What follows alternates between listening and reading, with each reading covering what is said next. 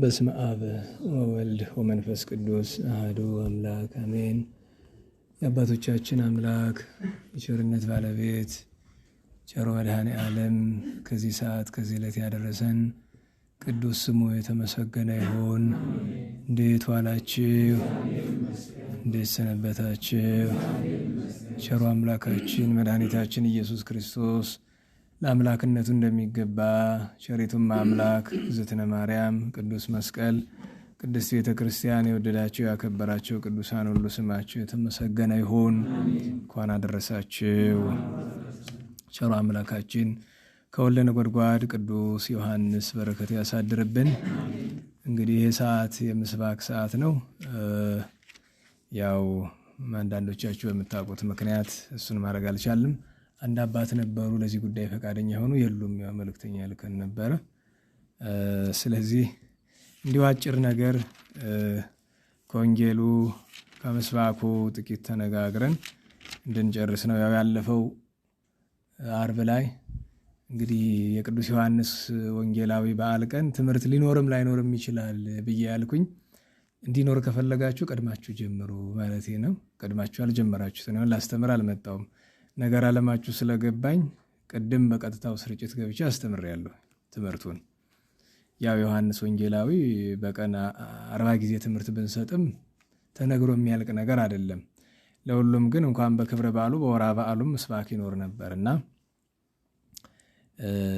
እሱን ነገር ከወንጌል አንድ ክፍልና ከምስባክ ዛሬ በቅዳሴ የተሰበከው አበይት በዓላት በሚመጡበት ጊዜ የሚሰበክ ምስባክ አለና እሱን ከወንጌል ታሪክ ደግሞ የተወሰነ እናነሳለን። የዛሬ ምስባክ እንግዲህ ሐዋርያት ሲሆኑ የጋራ ምስባክ አላቸው። አልቦ ነገር ወአልቦ ነቢብ የሚለው መዝሙር 18 ላይ አለ። በመላው ዓለም ዙረው ስብከታቸውን ማዳረሳቸውን የሚመለከት ነው። ለቅዱስ ዮሐንስ ወንጌላዊ ግን ለየት ብሎ በመዝሙር 138 ላይ ያለው ኃይለ ቃል ነው የሚሰበከው ዛሬ። ወበሃቤሰ ፈድፋደ ክቡራን አይርክቲከ እግዚኦ ወፈድፋደ ጸኑ እምቀደምቶሙ ወሄልቆሙ ሞጻ ይበዝሁ የሚል ኃይለ ቃል ነው። ያው ዜማውን እንደ ማስጠናት ይሆንብናል። እዚህ በፊት በእርግጥ ሲሰበክ ሰምታችሁት ነው። ወበሃቤሰ ብሎ አንዳንድ ቦታ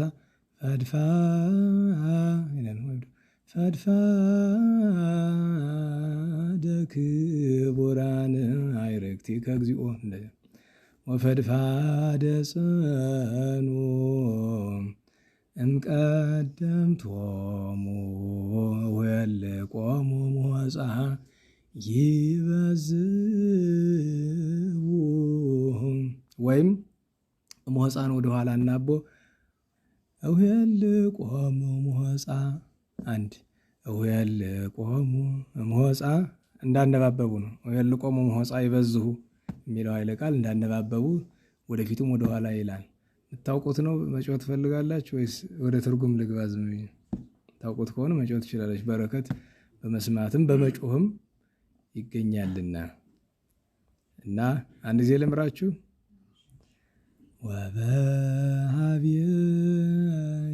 ወበሃቤሰ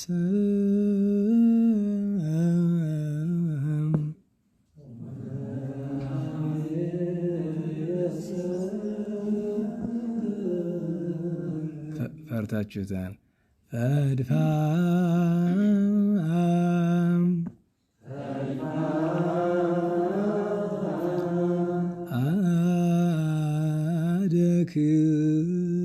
ክቡራን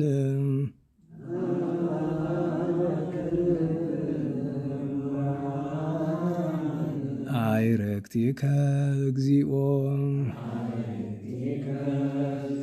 ወፈድፋደ ጸኑ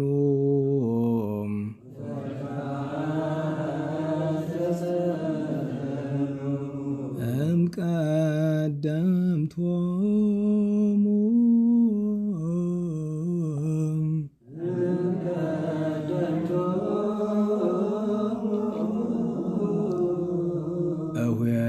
ቆሙ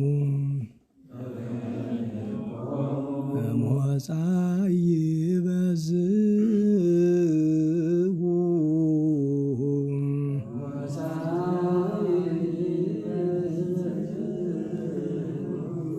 ምስባከ ይኸውን ጥሬ ዜማ ይባላል።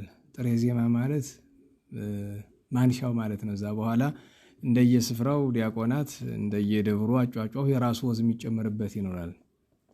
ይረዝማል። አሁን የጥሬ ዜማ ሲባል ብዙ ጊዜ የቅዱስ ያሬድ ዜማ ጥሬ ዜማ ይባላል። አሁን የድጓ ዜማ ማለት ነው። ጥሬ ዜማ ማለት በጣም ዜማው የማይረዝም ነገር ሲሆን እንጂ ሲያረዝሙት ከዚህ በላይ በጣም ይረዝማል። ብዙ ይቀጽሉበታል። የሚለጥጡት ምናምን ይኖራል። እንደ ጉሮሯቸው ችሎታ መጠን እንደዚያ ያደርጉታል።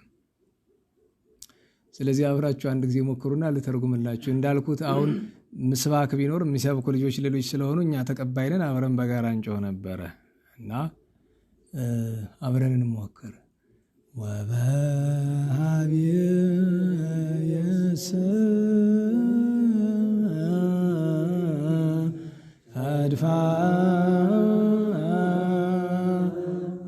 ፈድፋደ ክቡራን አዕርክቲከ እግዚኦ ወፈድፋደ ጸኑ እምቀደምቶሙ እውየልቆሙ ሞጻይ በዝሁ። ቸሩ መድኃኔዓለም የተመሰገነ ይሁን። እንግዲህ ወበሃቤየሰ ቅዱስ ዳዊት መንፈስ ቅዱስ አድሮበት ወበሃቤየሰ ፈድፋደ ክቡራን አዕርክቲከ እግዚኦ፣ ጌታዬ ፈጣሪ እግዚአብሔር በእኔ ዘንድ ያንተ ወዳጆች በጣም እጅግ የከበሩ ናቸው፣ አከብራቸዋለሁ። ከብሉይ ቢቀጽሉ እነ አብርሃም እነ ይስሐቅ እነ ያዕቆብን የመሰሉ ከሐዲስ ቢቀጽሉ እነ ጴጥሮስ እነ ዮሐንስ እነ እንድርያስን የመሰሉ በእኔ ዘንድ ያንተ ወዳጆች አንተን የወደዱ አንተ የወደድካቸው እጅግ የከበሩ ናቸው። በእኔ ዘንድ አከብራቸዋለሁ። ወፈድፋደ ጸኑ እምቀደምቶሙ፣ ከቀድሞ ቅዱሳን ይልቅ ዳህርት ቅዱሳን በርትተው ጸንተው ተገኙ። ከአበው መሳፍንት ከመሳፍንት ነገሥት ከነገሥት ነቢያት ከነቢያት ሐዋርያት እያለ ጽናታቸው መናገር ነው። ቀደምት ቅዱሳን የሰሩትን እያዩ ዳህርት ቅዱሳን አብልጠው በመንፈሳዊ ቅናት ይሰራሉ። ዛሬ ነገሩ የተገላቢጦሽ ሆኖብናል። ያው ከሰባተኛው መቶ ክፍለ ዘመን ወዲህ ቅድስና እየቀነሰን ሄደ። እስከዚያ ድረስ ግን እየጨመረ ነው የሚሄድ። ለምሳሌ የመጀመሪያው መነኮስ አባ እንጦንስ የገድል ዘመናቸው 100 ዓመት ነው። የገብረ መንፈስ ቅዱስ ግን 560 ዓመት ነው። ወፈድፋደ ጸኑም ቀደምቶሙ ማለት እሱ ነው። ለዮሐንስ ቢቀጽሉ ግን ወፈድፋደ ጸኑ ባለው ዮሐንስ ከሚቀድሙትም ከሚከተሉትም ይበልጣል። ከእግዝእትነ ማርያም በቀር እንኳን ምድራውያን ደቂቀ አዳም፣ ጻድቃን፣ ሰማዕታት፣ ነቢያት፣ ሐዋርያት በሰማይ ያሉ ሊቃነ መላእክት ለክብሩ ይገዙለት የነበረ ደግ ሰው ነው፣ ቅዱስ ሰው ነው። መገዛት ማለት ማድነቅ ነው እንጂ እንደ አምላክ ማለት አይደለም።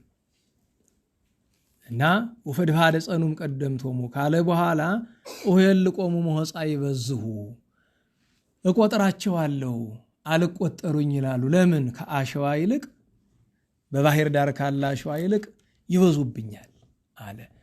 ምን ነው ለዮሐንስ ከሆነ ካሉ ቅዱሳንን እንቁጠር ማለት ድካም ነው። በነገራችሁ ላይ ቅዱሳን ሲባል በስንክሳር የጻፉት ብቻ ገድል የተጻፈላቸው ብቻ ይመስላል። እነዚህ ገድል የተጻፈላቸው በስንክሳር የተመዘገቡ እኛ የምናውቃቸው ቅዱሳን በፐርሰንት 1% አይሞሉም። ከቅዱሳን ወገን ይህን ማወቅ አለባቸው። በጣም ጥቂት ነው የተጻፈው። እንዲያው እኛ እንድንጠቀም ያክል ጥቂቶች እንዲጻፉ አደረገ እግዚአብሔር እንጂ ቅዱሳን ብዙ ናቸው።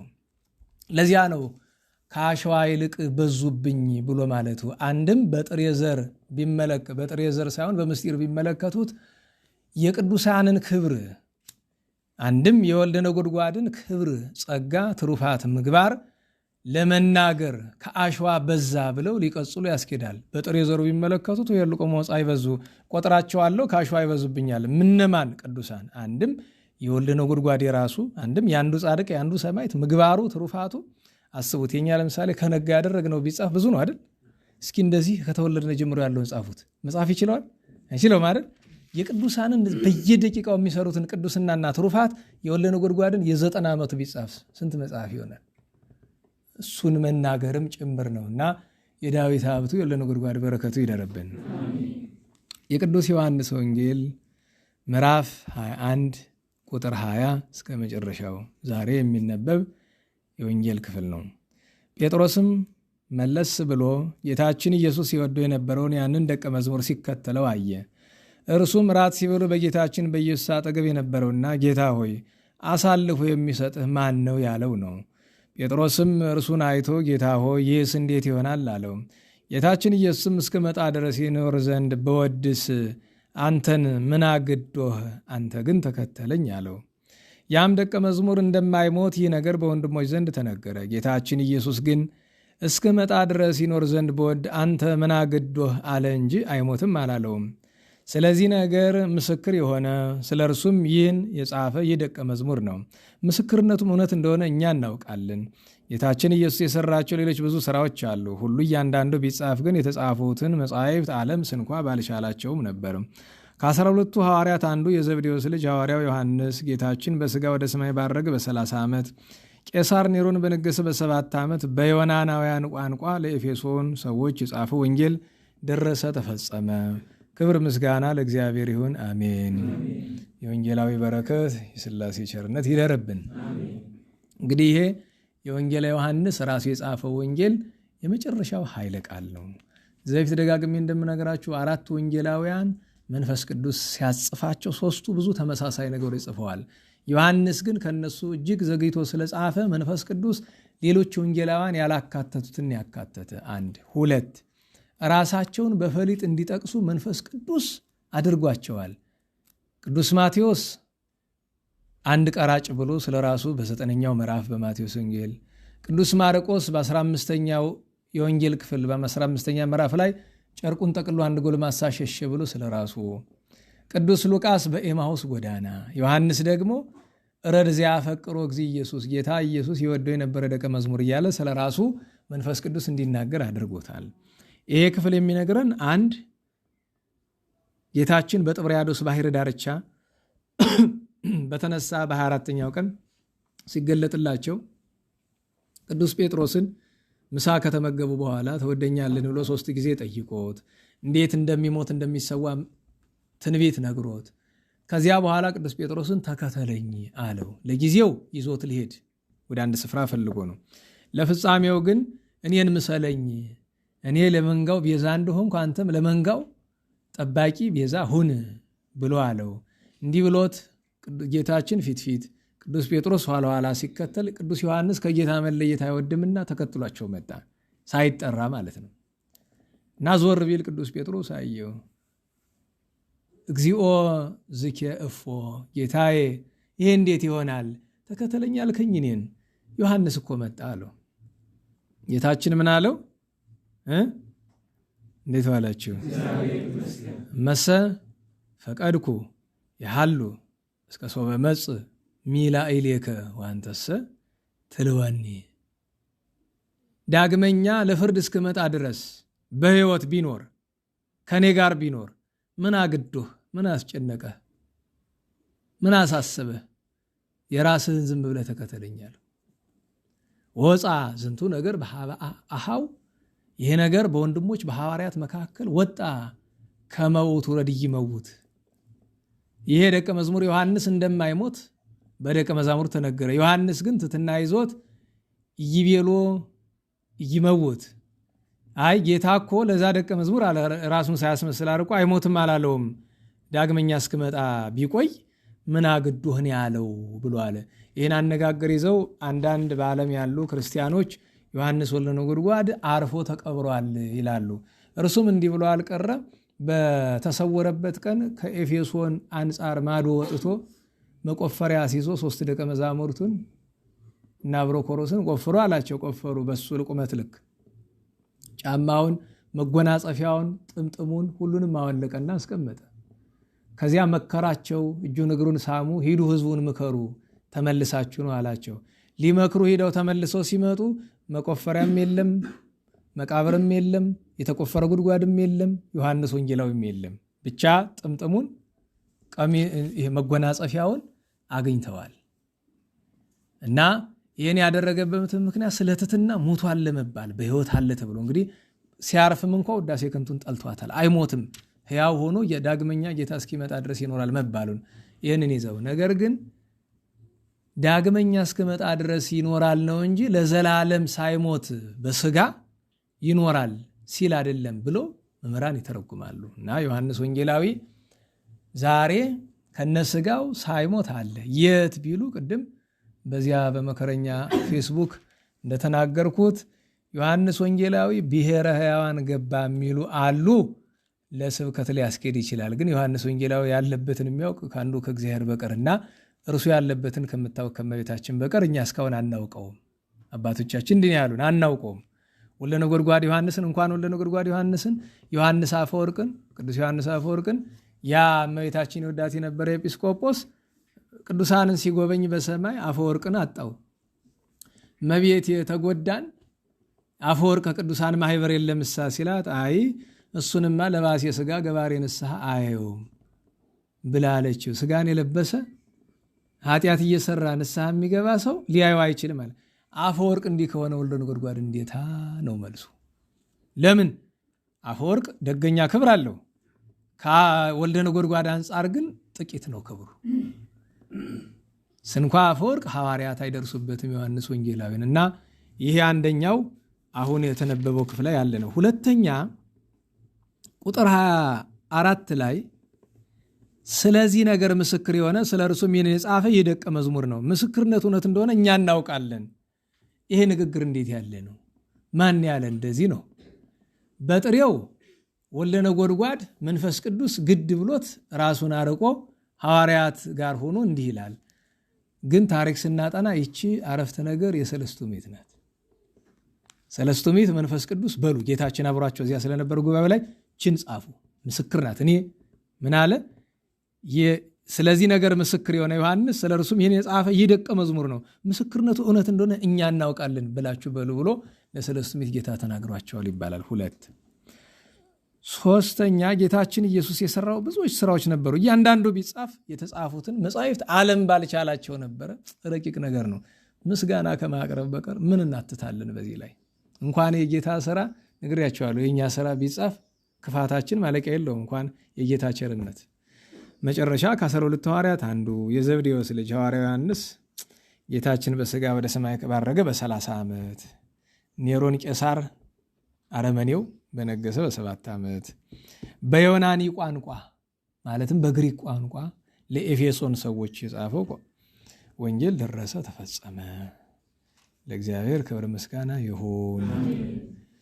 አጭር ነገር ልንገራችሁ። እንግዲህ የትምህርት ርዕስ ከፈለጋችሁ ሰዓት እንዳይወስድብን ሰግቼ የቅዱስ ዮሐንስ ወንጌል የመጀመሪያው ማንሻ የሌሎቹን ሲያነሳ የአራት ወንጌላውያን ብስራተ ማቴዎስ ሐዋርያ አሐዱ ማሰርቶ ክልኤቱ ሐዋርያት ይላል አይደል?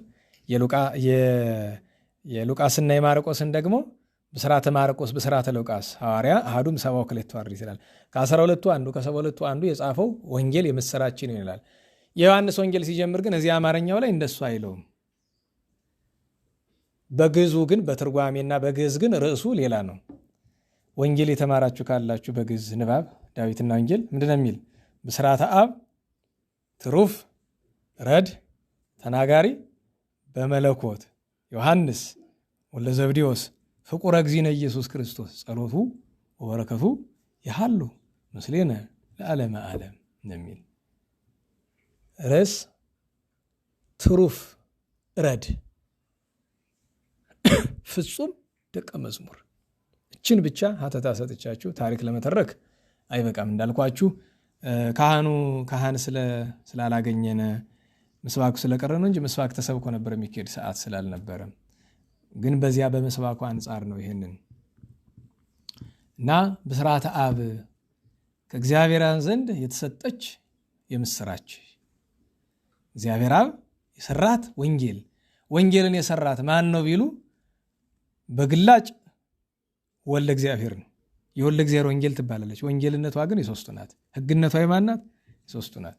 ለምሳሌ ኦሪትን ለሙሴ እየተነጋገረ የሰራት እግዚአብሔር አብ ነው። አኮኑ ዝንቱ አብ ፈጠረከ እያለ ግን ኦሪት የሶስቱ ሕግ ወንጌልም የሶስቱም ናት። ብስራተ አብ ቢል አንድም አብ ያለውን ለዮሐንስ ቀጥሎ የብዙ ቅዱሳን ደቀ መዛሙርት የምዕመናን አባት ነውና ትሩ ፍረድ አለ። አንተ ኩታራው ምትወጣው ጥሪ ውስጥ ናስቲ ወደዚህ እስቲ ዙርና ታይን ጀርባ መስቀሉን ዘቅዝቀዋል። አየው አስተውላችሁ ልበሱ። እንደ አንደኛ ነገር መስቀል ስዕል ያለው ነጠላ አታድርጉ።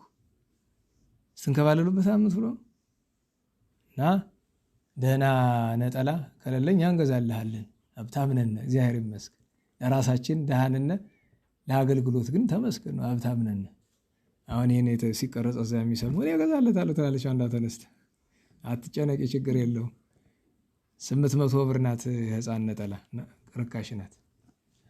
የኢትዮጵያ 800 ብር ማለት በዶላር $5 መሆኗ ነው። እዛ አካባቢ መሰለሽኝ አይደል? የእነሱ እንግዲህ ስታርባክስ ቡና አያጠጣቸውም። ስታርባክስ ቡና ደህናው ከሆነ $10 መሰለኝ የሚሸጠ ለቡና $10 ማለት በእኛ ስንት ሺህ ማለት ነው? ወደ 2000 ከምናምን ለቡና ማለት ነው። እዛ ሀገር ስትሄዱ የሆነ ነገር ሲሉ ይኸውልህ እዚህ ሀገር መኖር ከፈለክ ወደ ኢትዮጵያ አትመንዝር፣ ዝም ብለህ ነው መጠቀም ይላል። የሆነ ቦታ ለጉብኝት ገብተን ስንወጣ አጠቃላይ ወጣ ነው ወጪ ምንም ሳንበላ ሳንጠጣ ዝም ብሎ ገብቶ ለመውጣት ብቻ $200 ገባና ወደኛ በተመነዘሩት ከ25,000 እስከ 30,000 ብር ማለት ነው። ሙሉ የሆነ ቦታ ገብቶ አሳ ምናምን የሆነ ፎቅ አይቶ ለመውጣት ማለት ነው። ሌላ ነገር የለውም። አኳሪየም ይሉታል እነሱ። እንዴት ዋላችሁ? ትሩ ፍረድ እሷ ርዕስ ናት። ተናጋሪ በመለኮት አለ። ነባቢ መለኮት ያሰኘው እሱ ነው። የአንድነት የሶስትነትን ነገረ ስጋዌን ክርስቶስን የባሕርይ አምላክነት ቀዳማዊነት ዳህራዊነት መንፈስ ቅዱስ ገልጦለት ይናገራልና ተናጋሪ በመለኮት ዮሐንስ አለ። ዮሐንስ ማለት ፍስሐ ወሐሴት ፍቅር ወሰላም አይደል? ተድላ ደስታ ፍቅር አንድነት ማለት ነው። እና ወልደ ዘብዴዎስ አለ። አባቱ ዘብዴዎስ የሚባል ደግ ሰው፣ እናቱ ቅድስት ማርያም ባውፈሊያ ናቸው። ጸሎቱ አለ ልመናው ወበረከቱ በረከቱ ያሃሉ ምስሌነ ከሁላችን ጋር ጸንቶ ይኑር አሜን። ዮሐንስ ወንጌላዊ በወንጌል በአራት ወንጌሎች በብዙ ምክንያት ስሙ ተጠቅሷል። ከሁሉ ሁለት ነገር ብቻ እናያለን። አንደኛ በቅዱስ ዮሐንስ ወንጌል ምዕራፍ 1 እንደምን እንደተከተለው ይነግረናል ስሙን ሳይጠራ። ከዚያ ወደ 13ኛው ምዕራፍ ስንሄድ ጌታችን ቅዱስ ሥጋው ክቡር ደሙን ባቀበለበትና እግራቸውን ባጠበበት በዚያች ምሽት በምሴተ ሐሙስ ከእናንተ መካከል አንዱ አሳልፎ ይሰጠኛል ብሎ ሲናገር ግራ ገብቷቸው ሳለ ሁሉ ለመጠየቅ ሲፈሩ ቅዱስ ጴጥሮስ ጠጋ ብሎ ወደ ዮሐንስ ተሰአል ወነግረነ እንበይነ መኑ ይብል ዘንተ፣ ይህንን ስለማን እንደሚል አንተ የምስጢር ሐዋርያ ቀራቢ ወዳጁንህና ጠይቀህ ንገረን አለው። ይሄም የቅዱሳንን ማዕረግ ያስረዳል ብለዋል። ዛሬ መናፍቃን የማይረዱት የቅዱሳን ማዕረግ ማለት ይሄ ነው። ቀጥታ ከጌታችን ክርስቶስ ጋር እንገናኛለን ይላሉ አይደል? እኔ ምንም ዙሪያ ጥምጥም አያስፈልገኝም፣ አማላጅ አያስፈልገኝም፣ ምንም አያስፈልገኝም፣ ቀጥ ብዬ አገኘዋለሁ ይላሉ። አዎ ቅዱስ ጴጥሮስ እንኳን ቀጥ ብሎ ለማግኘት እንደማይቻል ገብቶት በዮሐንስ ነው ሄደ። በማዕረግ እኮ በስልጣን ጴጥሮስ ይበልጣል፣ በእድሜም ጴጥሮስ ይበልጣል። የዮሐንስን እድሜ ቅዱስ ጴጥሮስ 3 እጥፍ ነው። በነገራችን ላይ እንድታውቁት በዚያ ወራት ተሳሎ ነግረን ብሎ ሲለው ዮሐንስ 20ዎቹ መጀመሪያ ነው እድሜው። ቅዱስ ጴጥሮስ የዛን ጊዜ 58 ዓመቱ ነው። 3 እጥፍ እንደማለት ነው። በእድሜ አይደለም። አኮ በሲበት አላ በአይምሮ ሲበለል ስማችሁ። በሽበት አይደለም ቁም ነገር። ሽበት መልካም ነው፣ ግን ሽበት ብቻውን አይበቃም። ቁም ነገር ያስፈልጋል። እና በዚያን ጊዜ እግዚኦ አቤቱ ጌታ መኑ ውእቱ ዘያገባእከ፣ አንተን አሳልፎ የሚሰጥ ፈጣሪ ማን ነው አለው። በምስጢር ነገረው፣ ይሁዳ እንደሆነ አሳወቀው። ከዚያ በኋላ በዮሐንስ ወንጌል ምዕራፍ 18 ላይ ጌታችን በተያዘ ጊዜ አብሮት ተከትሎት ሄዶ ቅዱስ ጴጥሮስ ከበር እንደቀረ ስለሚያውቅ በነገራችሁ ላይ ዮሐንስ ወልደ ነጎድጓድ አንድ ነገር ማወቅ አለባቸው። ዮሐንስ ወንጌላዊ ወደ ሊቀ ካህናቱ ግቢ አብሮት ገባና ጌታችንን አብሮት አደረ። አብሮት ዋለ አይደል? በመከራው መከራ ደረሰበት አለ፣ ጫፉን የነካው አለ። ምክንያቱ ሁለት ነው። ለጊዜው የሊቀ ካህናቱ የቅርብ ዘመድ ነው። ለናዋላችሁ የጌታ ደቀ መዝሙር እንደሆነ ጠፍቷችሁ አይደለም። ቅዱስ ጴጥሮስን ሲጠይቁ እሱን የተውት ዘመድ ስለሆነ ነው። ይሄ ጊዜያዊ ምክንያት ነው። ምስጢሩ ግን ጨክኖ ስለሄደ ጌታ ተከላከለለት። ለምን? መከራ ቢያመጡበት በዚያ ወራት መንፈስ ቅዱስ ገና አልወረደለትምና ሰውነቱ አይችለውም። ስለዚህ ጨክኖ ከተከተለው ዘንድ እግዚአብሔር ይከላከላል፣ ይረዳል። ጨከን ማለት ለእግዚአብሔር ፍቅር ጥሩ ነው። ለቤተክርስቲያን ፍቅር፣ ለወገን ፍቅር ቸከን ሲሉ የእግዚአብሔር ረድኤት ይመጣል። እዚያ ነው ቅዱሳን ሰማዕታት እንኳን መከራ ሲያመጡባቸው እንኳን በመንኮራኩር ፈጭተው ሲያወጣቸው እነሱ የተፈጨ ነገር ነው የሚጠብቁ አይደል? እነ ሙሉ አካላቸው ይወጡባቸዋል። እግዚአብሔር አሳልፎ አልሰጥ እያለ ቅዱስ ዮሐንስ ወንጌላዊ ሰማዕትነት ማለት አንገቱ ስላልተቆረጠ ነው እንጂ በጣም ብዙ ግፍ ደርሶበታል። እንኳን ሌላ ደራሲ አባ አምደ ሐዋርያት ሲያመሰግኑት እንላሉ። ልቤ ሮምና የምትባል ሴት በጥፊ እንደመታች እያሰብኩ ልቤ ወደዛ ይሰረቅብኛል ይላሉ። ልቤ ይሰረቃል ወደዛ ሮምና በጥፊ ስትመታ። የጌታ ደቀ መዝሙር መላእክት፣ ግሩማን መላእክት ሚካኤል፣ ገብርኤል በአክብሮት የሚያዩህ አንተን በጥፊ መታ። እሷ ኋላ ቅድስት ናለች፣ ቅድስት ሮምና ትባላለች። መጀመሪያ ግን ሄደው ማስተማር አልችላሉ። ክፉ ሰዎች ሆኑባቸው የኤፌሶን ሰዎች። ኤፌሶን ማለት አሁን ቱርክ ውስጥ ያለች ሀገር ናት። እና እምቢ እንዳሏቸው ሲያውቁ እግዚአብሔር መንገድ እስኪመራቸው ድረስ ባርነት ገቡ። አይ መድኃኒዓለም አስባችሁታል? ወልደ ነጎድጓድ ዮሐንስ ፍቁረ እግዚእ ጠዋት የተናገርኩት የኢንተርኔት ብዙዎቻችሁ እንትን ስለማትሉ፣ ለምሳሌ የቅዱስ ዮሐንስ የመጨረሻው ክብሩ ምንድን ነው ካላችሁ፣ የክብሩ መገለጫ እዚህ በፊትም ነግሬያችኋለሁ ታስታውሱ ከሆነ አንድ ቀን በሰማይ በመላእክት ጉባኤ በጌታችን በኢየሱስ ክርስቶስ በዙፋኑ ፊት አንድ መልአክ ቀርቦ ክስ አቀረበ። ክስ በማን ላይ ነው ሲባል ጌታዬ በወዳጅህ በዮሐንስ ላይ ነው ብሏል። እና ሐዋርያትም መላእክትም ቅዱሳን ሁሉ ደነገጡ። እንዴት ያለ ነው? ማን ነው ዮሐንስን ለመክሰስ የሚደፍር? ጌታ ግን ስለሚያውቅ ምንድነው ክስህ አለው። ጌታዬ ጠብቀው ታዘዘው ብለኝ ነበረ፣ ዛሬ ግን እንኳን ለመታዘዝ ለመጠበቅም ያለበት ቦታ ጠፋኝ፣ ተሰወረብኝ ብሏል። እንግዲህ ቅዱሳን የሚበቁ እንደ መልአክ ለመሆን ነው አይደለም? ከመልአክ ጥቂት እልፍ አለ ዮሐንስ። እዚህ በላይ ክብር አለ? እንዲህ ያለ ነው። እንዲህ ያለውን ቅዱስ ባርነት ተቀጠረ። ዛሬ እኔ እዚህ ቁሜ በማስተማር የጸድቅ ይመስልሃል? እንጸድቅም ማረኝ ማረኝ በማለቴ ግን መድኃኒዓለም የሚመረኝና ያጸድቀኝ ይመስለኛል። ያችን መድኃኒ አመሰግነዋለሁ። እዚህ መቆሜ ጥፋት እንደሆነ ማወቂ ነው እኔ ጥሩ ነገር የሚመስለኝ፣ እዚህ መቆሜ ጥፋት እንደሆነ ማወቂ። ምክንያቱም እነ ቅዱስ ዮሐንስ እንዴት እንደሰበኩ የሚያቅሰው እንዴት በራሱ አያፍር? ያንም ያክል ክብር ያለው ሰማይን ጠርቶ ዝቅ የማድረግ ስልጣን የተሰጠው ጌታ ከፍጥረት ሁሉ ከመቤታችን በታች ከፍ ከፍ ያደረገው ባርነት ሲቀጠር እሳት አንዳጅ ሆኖ እየመጣች ትሰድበዋለች። ጧት ማታ በጥፊት መተዋለች። ጽህም አለው እንደዚህ ረጅም በጥፊት መተዋለች። አብሮ ኮሮስ ጋር እንደዚያ ተሰቃዩ። ኋላ የምታውቁት ነው። እዚያ የንጉሱ ልጅ ሲገባ ሰይጣን ገብቶ ገደለው፣ ከሞት አስነሳው። እዚያ በኋላ አምና ከእግሩ ወድቃ ይቅርታ ጠየቀችው። የእሱ ተማሪ ማድረግ ብቻ ሳይሆን በቤተክርስቲያናችን ተወዳጅ ከሆኑ አጭር መልእክቶች አንዷ ሁለተኛይቱ ዮሐንስ መልእክት የተጻፈች ለሮምና ነው፣ ለቅድስት ሮምና። እምነቀሲስ ሁልጊዜ በፍልሰታ ትሰማላችሁ ሰማታላችሁ አይደል? እምነቀሲስ ከቄሱ ደግሞ ዮሐንስ ትትናውን ተመልከቱት። እኔ ምንድነኝ ይላል? ቄስ። የጳጳሳት ሁሉ አለቃ እኮ ነው። ቄስ ነኝ ይላል። ከቄሱ ለህሪት ተመረጠች። አይ በጥፊ ተማታ እንኳን ንስሐ እኮ ጥሩ ነው። አያችሁ ንስሐዋን አይቶ ለህሪት አለ ተመረጠች። ወለግዝእት ለመቤቲቱ አለ ወለደቂቃ ለልጆቿ ሁሉ ለንተ አነ አፈቅራ በጽድቅ በሐሰት አይደለ በእውነት የምወዳት አኮ አነ ባሕቲቴ ዘአፈቅራ እኔ ብቻ አይደለም የምወዳት ሮምናን አለ አላ ለኔ አምርዋ ለጽድቅ ሁሉም እውነትን የሚያውቁ ሁሉ ሮምናን መውደድ ግዴታቸው ነው አይደል? እስቲ እመቤታችንን አስቡ። እነዚህ እንደናቆሩት እመቤታችንን አናከብርም የሚሉ መናፍቃንን ተመልከቷቸው እስኪ። እየች ችኛይቱ ሁልጊዜ እኮ የሚነበብ ያ ነገር ስለማየታችን አይደለም እኮ የተጻፈ ለሮምና ነው።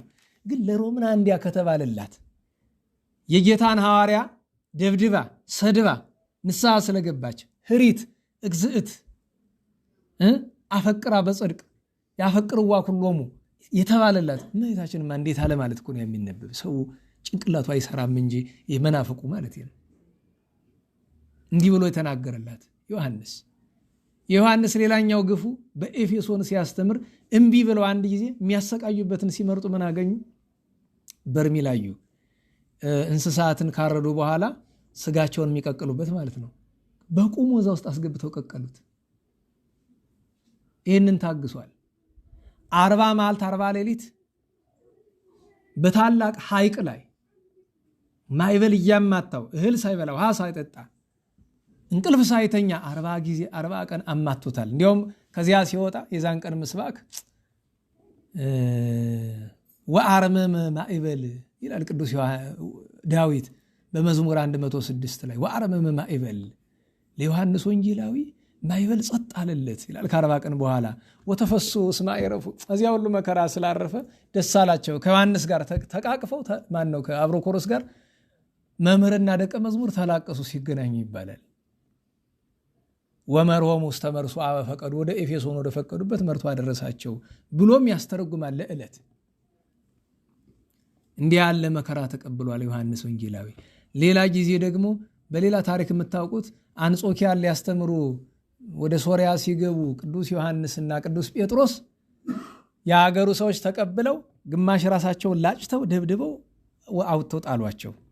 ቅዱስ ጳውሎስ ሲመጣ መጀመሪያ ዮሐንስን አገኘው። የጌታችን ወዳጅ የሐዋርያት ምሰሶ ዮሐንስ ማን ነው እንዲያደርጋለ? የኔን አታድንቅ፣ እኔ ተራ ነኝ። የሐዋርያት አለቃንም እንዲያርገውታል፣ ሂድ እሱን አናግረው አለው። ራሱን ዝቅ አድርጎ ጌታ ለዮሐንስና ለጴጥሮስ ምን አላቸው? ካህንም የሆኑ ሁሉ እቺ ምልክት ካለችው ምን ቢበድለኝ ገሃነም አልጥለውም አላቸው። ግን ዛሬ የለችም። አደራረጓ እዚች ላይ የምትላጭ እቺ ብድግ ትላለች። መሐሏ ላይ ተላጭቶ ጥምጥም ይሸፍነዋል። ቢገለጥም ሰዎች ቢስቁብን ችግር የለውም። ሰው ስራ ፈት ነው፣ የኛ ሰው አይደለም። እንኳን እንደዛ በደንብ ተላጭቶ አይቶ ምን ነን አሁን ለምሳሌ በዚህ አካስተሳ ይላል አይደል? ምንድነው አንተ ይላል። ምን አገባ? እንቅልፍ ስለማበዛ የተራሱ ይሆናል። ምን ጨነቀ? ሐኪም ብትሆን ያ ሐኪም እንዲያው የሆነ ነገር የመመለከት ይሆን ብሎ ቢያናግረኝ እሱ ነው። አንተ ምን ያደርግልሃል? ልብ ወለድ አጽፍበት። ደራሲ ነው ያየውን ሁሉ የሚጠይቅ ምንድነው ይላል ይባላል። የዝም ብሎ ልብ ወለድ ደራሲ እና እንዲህ ያለ ነገርም ተቀብሏል። እና ቅዱስ ዮሐንስ ወንጌላዊን ቅድም አንድ በዚያ ረድዚያ አፈቅሮ ባለው አነሳ ነው። አሁን ትሩፍ ረድ የሚለው ደቀ መዝሙር ነው አይደለም? ደቀ መዝሙር ምን ማለት ነው? የመዝሙር ልጅ ነው እኮ ባጭሩ አይደለም? መዝሙር ምንድን ነው? ምስጋና ነው አይደል? መዝሙር የሚለው የሚወክለው ሐዋርያዊ አገልግሎትን ነው። ወጥቷቸዋል። መዝሙር አሁን ለምሳሌ ደቀ መዛሙርት ምንላቸው አሉ አይደል? ጣዕመ ዜማ የሚማሩ አሉ፣ አቋቋሙን የሚማሩ አሉ፣ ጥሬ ዜማ የሚማሩ አሉ፣ መጻሕፍት የሚማሩ አሉ፣ ቅኔ የሚማሩ አሉ፣ እንደየዘርፉ የሚማሩ አሉ። ሁሉም ስማቸው ደቀ መዛሙርት ነው አይደለም? ልብ በሉ። አሁን መጽሐፍ የሚማሩት ትምህርት በጥሬው መዝሙር አይደለም፣ ግን ደቀ መዝሙር ናቸው። ለምን? ያ የቤተ ክርስቲያንን አገልግሎት ሐዋርያዊ አገልግሎትን የሚወክል ነው እና የአገልግሎት ልጆች ማለት ነው። የአገልግሎት ልጆች አንድም መዝሙር ያለውን ወደ ምስጢር ወስዶ ለጌታ ተርጉሞ የጌታ ልጆች ማለት ነው። ጌታን ለምን መዝሙር ምስጋና ይለዋል ቢሉ ምስጋና የባህሪ ገንዘቡ ስለሆነ ተመስገኝ በባህሪው እሱ ብቻ ስለሆነ። ግን እኛ የፈለግነው ትሩፍ የሚለውን ነው። ትሩፍ ማለት በጥሬ ዘር ብትተረጉሙት ከታዘዘው አትርፎ የሰራ። በአጠቃላይ ቤተክርስቲያን አማርኛ ግን ትሩፍ ማለት ፍጹም ምን ማለት ነው? ምን ማለት ነው?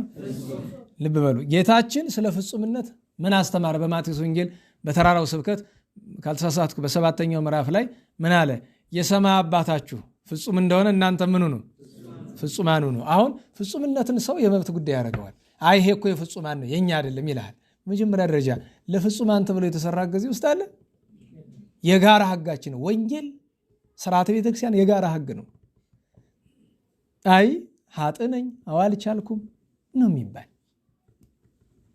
እንጂ ይሄ ፍጹማን ህግ ነው። ተው ግድ የለም ለራስህ አትበል። ለሌላው ሰው ግን ላለመንቀፍ አንድ ሰው ሲያጠፋ አይ የፍጹማን ህግ ሆኖበት ይሆናል ልትል ትችላለህ። እንደ ለራስህ ላለመፍረድ። ትሩፍ ማለት ፍጹም ነው። ፍጹም ምን ማለት ነው? ፍጹም ማለት በሁሉ የተሟላ በሁሉ የተሳካለት ከቶኑ አንዳች ክፍተት የሌለበት ማለት ነው። ሊቃውንት ይላሉ የሰው ልጅማ ፍጡር ጨልጦ ገርኝቶ ተገርኝቶ እንዴት ብሎ እንደዚህ መሆን ይቻላል? እንዴት ሰው ያለ ስህተት ቢባል አይ ፍጹም በባህሪው እግዚአብሔር ነው። ከተፈጠረ ጀምሮ ነቅ የሌለባት እንኳን ሌላ ነቃሃለው ያልተገኘባት ትንታ እንኳን ይላሉ አባቶቻችን ያልተገኘባት ዝትነ ማርያም አለች። ዘወትር ፍጹምት ናት። ዮሐንስ ወልደ ነጎድጓድን ግን ትሩፍ ፍጹም የሚለው ከመቼ ጀምሮ ነው? ጌታችን ያን ማዕረግ ከሰጠው ጊዜ ጀምሮ ነው እንጂ ከተወለደ ጀምሮ አይደለም። ቅዱሳን ፍጹማን የምንላቸው መቼ ነው? ታግለው ወድቀው ተነስተው እዚያ ሲደርሱ ነው። ከዚያ በኋላ ግን ተመልሰው ወደታች ስለማያወርዱ ያች ስም ተሰጠ እና አቡነ ተክለ ሃይማኖትን የመሰሉ እንደዚህ ያለ ስም ተሰጥቷቸዋል።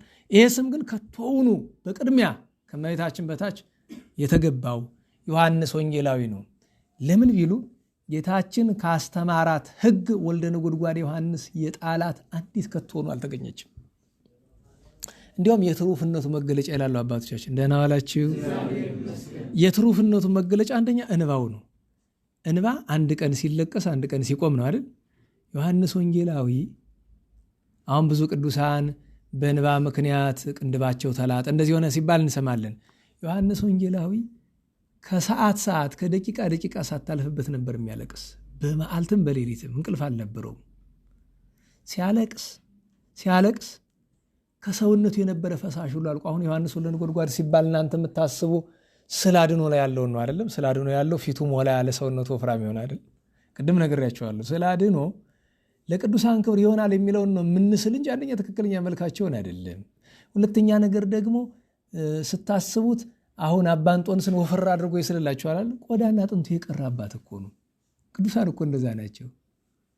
ዮሐንስ ወልደ ነጎድጓድን እኮ አንዳንድ ጊዜ መንፈሳዊ ግርማ አለው ነው እንጂ እኮ ከሰውነቱ ፈሳሽ ስጋ ሁሉ አልቆ ነበር።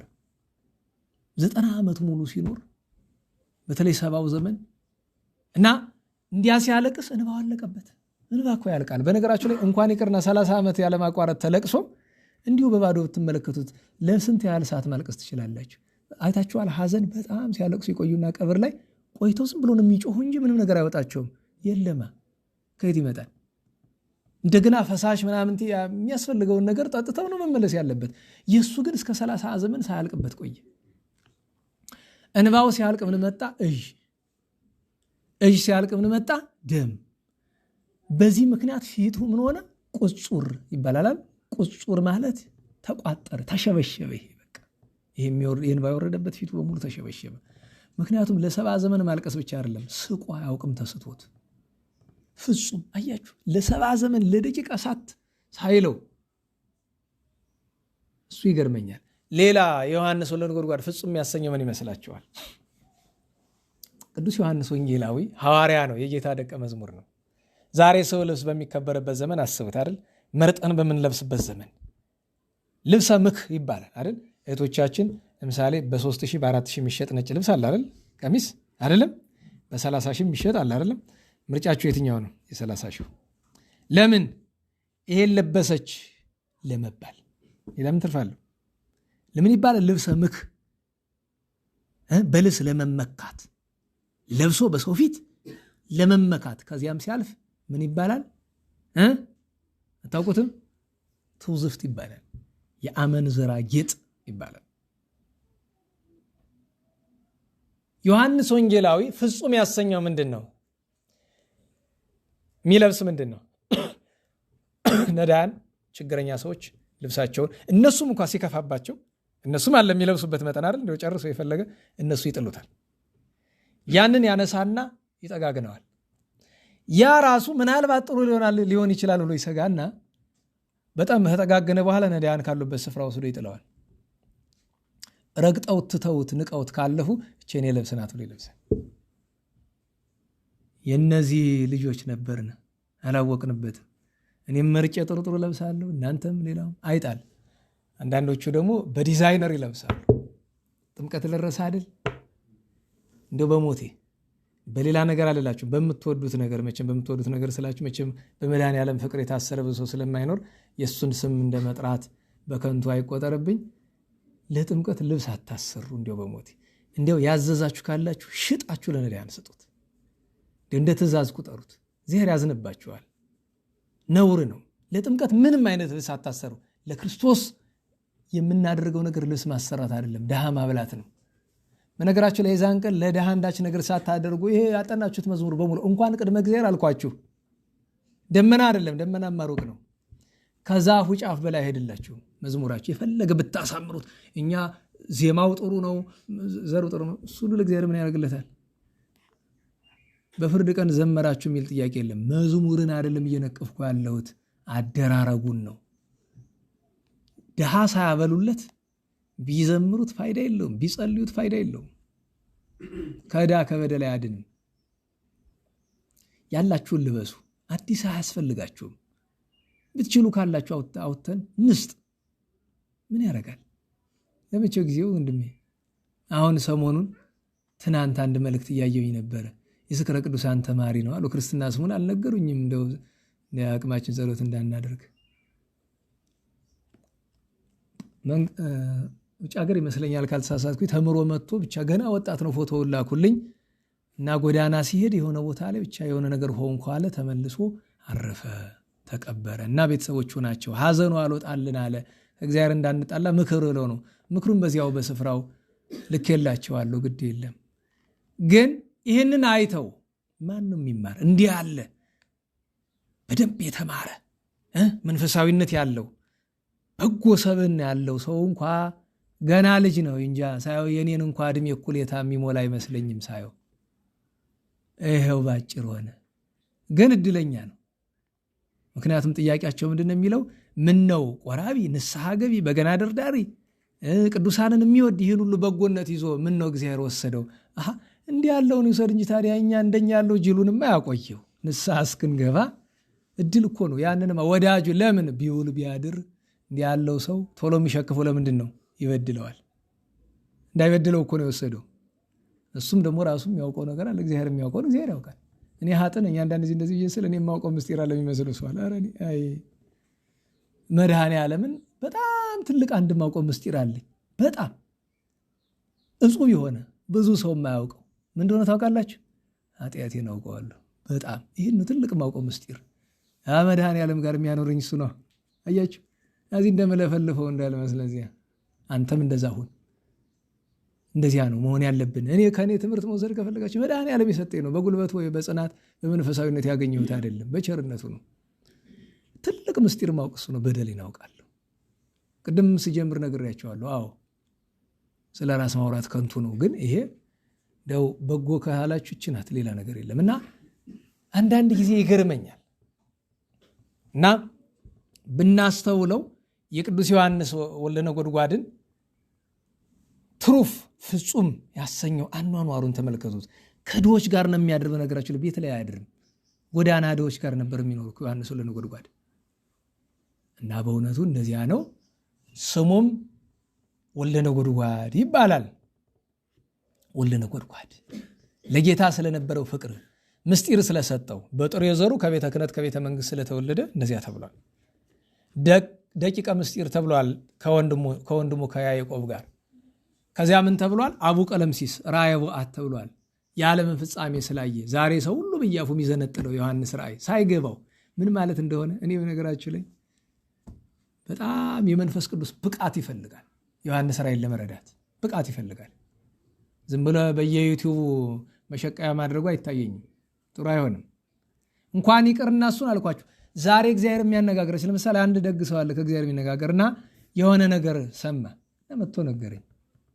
እዚያ ያለበት በዓቱ ወጥቶ መጥቶ እንዲያው እንዲህ ያለ ነገር በቅርብ ይሆናል ብሎ አለ ባለቤቱ ሲለኝ፣ ይኸውልህ አንተ ትልቅ ማዕረግ የደረስክ ነህ፣ እኔ ተራ ሰው ነኝ። ግን እኔ ደግሞ አስተማሪ ነኝና ዙሮ ምን በጸጋ በሁሉ ብትበልጠኝ ደግሞ ላስተምርህ ግድ ይለኛል። ቅርብ ማለት ምን ማለት እንደሆነ አንተ አታውቀው፣ እኔም አላውቀው፣ ማንም አያውቅም። መድኃኔዓለም በቅርብ እንደዚህ ይሆናል ብሎ ሲል ቅርብ ማለት ስንት ጊዜ ነው አይታወቅም። የእግዚአብሔር ቅርቡ ስንት ነው? አንድ ቀን፣ አንድ ወር፣ አንድ ዓመት፣ አንድ ሚሊኒየም አናውቅም። ይህንየው ተገርሞ እውነት ግን ነው እያለ መቼም ያው ውይይት ስለነበረ ነው እንጂ እሱን ለማስተማር መጠን ኑሮኝ አይደለም። ለሁሉም ራእየ ቡአት ተብሏል። ከዚያ ነባቤ መለኮት ታኦጎሎስ ወይም ታኦሎጎስ ተብሏል። ከዚያ ፍቁረ ጊዜ የጌታ ወዳጅ፣ ፍቁረ ድንግል የእመቤታችን ወዳጅ፣ ርዕሰ ደናግል የደናግል ሁሉ አለቃቸው ማን ነው? ዮሐንስ ወንጌላዊ ነው። ታውቆ የለዚያ ጌታ በዕለተ ዓርብ ሰዓት ሄደ። ሄዷል። እውነት ነው። ጌታችን በዕለተ ዓርብ በምሴተ ሐሙስ ዕለተ ዓርብ ዋዜማ ላይ እግራቸውን ሲያጥባቸው መጀመሪያ በይሁዳ መጨረሻው ግን በዮሐንስ ነው ይባላል አይደል? ለጊዜው በእድሜ ትንሽ ስለሆነ እሱ ከ12ቱ፣ ለፍጻሜው ግን ወዳጅ ስለሆነ ድግስ ሲደገስ ለወዳጅ መጀመሪያ ቀርብ ማለት ለሌሎቹ ቀርቦ፣ ለምን ወዳጅ ቢያልቅም አያማም ቤተሰብ ነውና በቤተሰብ ስርዓት መጨረሻ ያደረገው።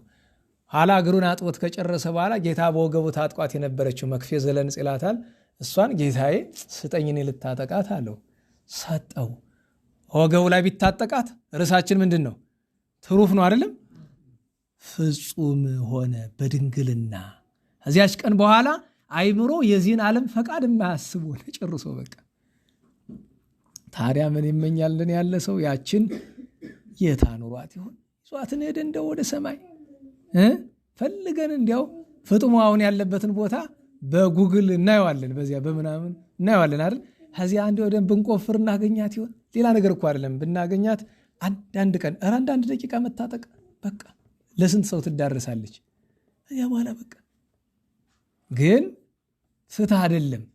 ዮሐንስ ወልደ ነጎድጓድ ብዙ ታግሶ ለምኖ ጌታውን ወዶ ደጅ ጠንቶ ነው ያገኛት፣ በከንቱ ጉድጓድ በመቆፈር አይደለም። እና በእውነቱ እንደዚያ ነው ፍጹም አለው። በእውነቱ መድኃኔዓለም የዮሐንስ ወልደ ነጎድጓድን በረከት ያሳድርብን፣ ከፍጹማን ከረድኤት ከበረከታቸው ከሀብታቸው ያሳድርብን፣ የከርሞ ሰዎች ይበለን። እርሱ መድኃኔዓለምን የወደደበትን ሙሉን ዓለም መጠናችን ሰውነታችን አይችለውም። ከወደደበት ፍቅር መሬታችን ከወደደበት ፍቅር እንደ ችሎታችን፣ ዓለምን ከናቀበት ችሎታው እንደ ችሎታችን፣ እንደ አቅማችን፣ እንደ መጠናችን መድኃኔዓለም ያድለን። በረከቱ ረድኤቱ ይደርብን። አባታችን መልከ ጼዴቅ የዋሸራው አባ ናርዶስ የደብረ ቢዘኑ፣ ቅድስትና የደብረ ዳሟ የአቡነ አረጋዊ እናት በዓላቸው ነበረ። ለምስጋና እንነሳ።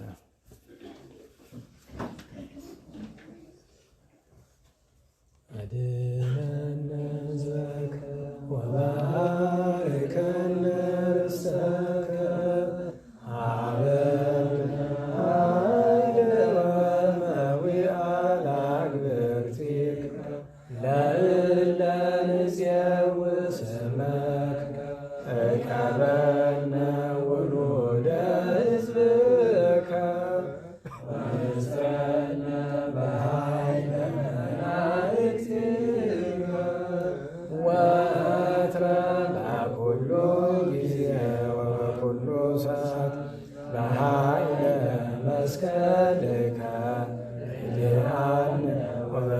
መስቀልከ በጽዮን በእንተ አብርሃም ፍቁርከ ወበእንተ ይስሐቅ ኩልየከ ወበእንተ እስራኤል ቅዱስከ ተዘከር እግዚኦ ኪዳነከ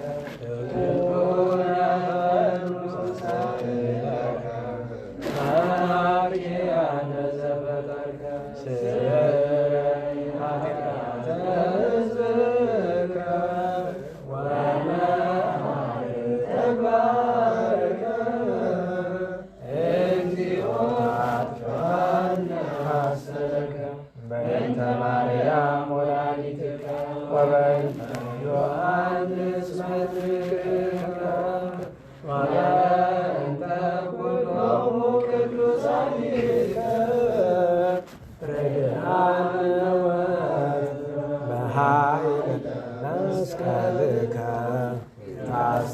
አፍረነ እግዚኦ በቅድሜከ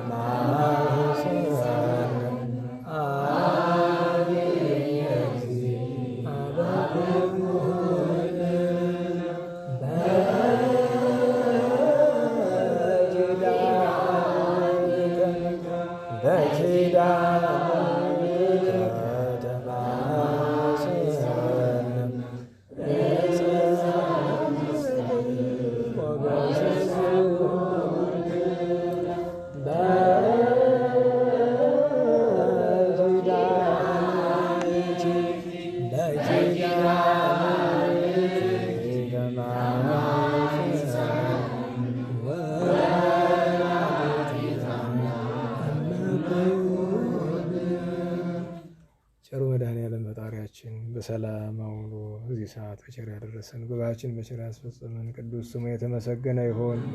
ሀገራችን ኢትዮጵያን፣ ቅድስት ቤተ ክርስቲያንን፣ ደብራችንን፣ ማህበሩን፣ ሀገሩን በሰላም ይጠብቅልን።